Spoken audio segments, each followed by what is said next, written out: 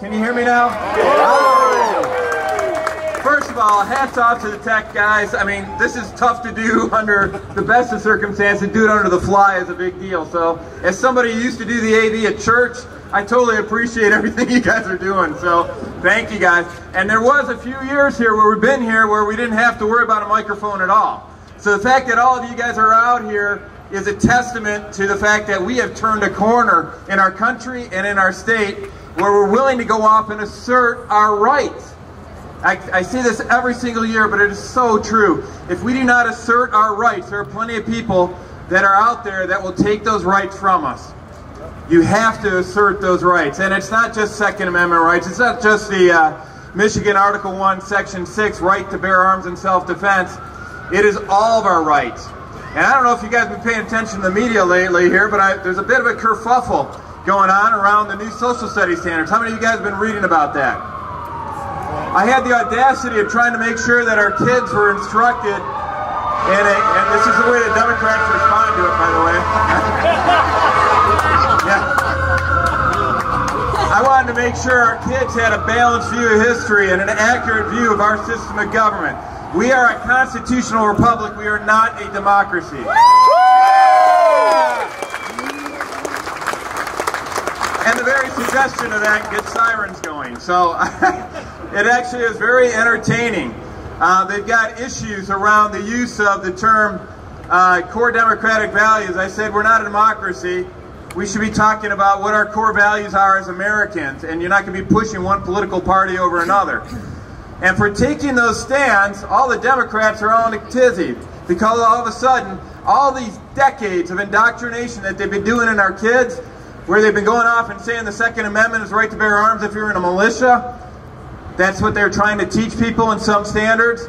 It's not. They're redefining what our Constitution says, they're redefining our system of government, and for the first time in decades, we have a proposal before the people of Michigan and ultimately before the State Board of Education that actually is going to make sure that our kids get an accurate view of our history and an accurate view of our civics and an accurate view of social studies. What a concept. Yeah.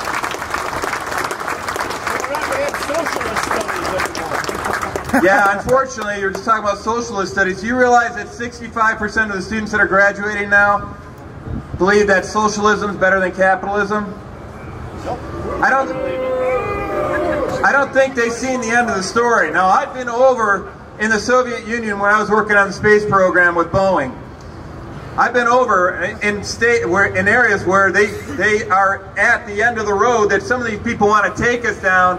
And you know what the first thing they always try to do is take away your guns, right? And your health. So the fact that you guys are out here, yeah, and healthcare too. You're right to healthcare. I've been over in East Germany before they were reunified with West Germany. Actually, I was there right during the reunification. It was kind of funny because when I flew back from Dresden to Frankfurt, they didn't know if it was international or domestic. And they lost my bags, but who'd believe it?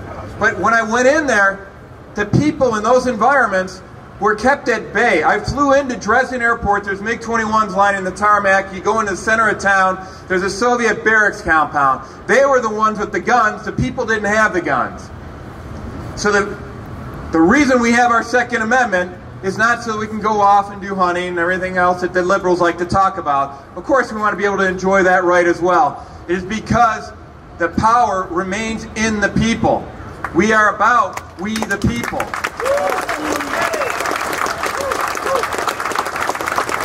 So as we look forward in this governor's race, I've got a track record of standing up for your constitutional rights across the board.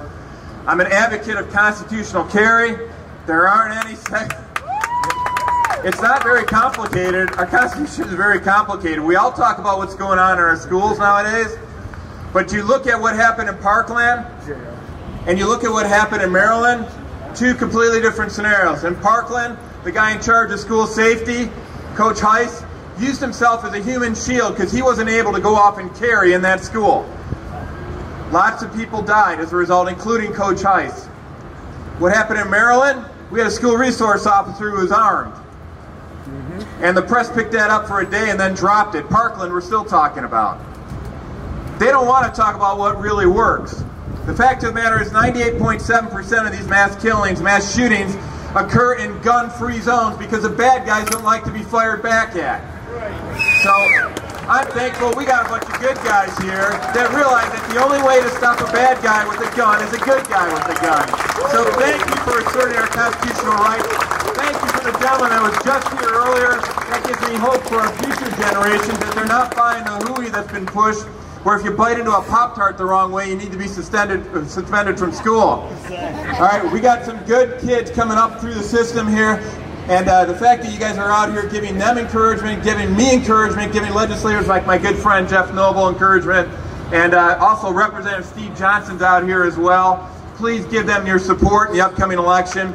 The alternative is not good, guys. We have to retain people that are appreciative of our Constitution. God bless and thank you for making this a big success today. Knock 'em alive, everybody.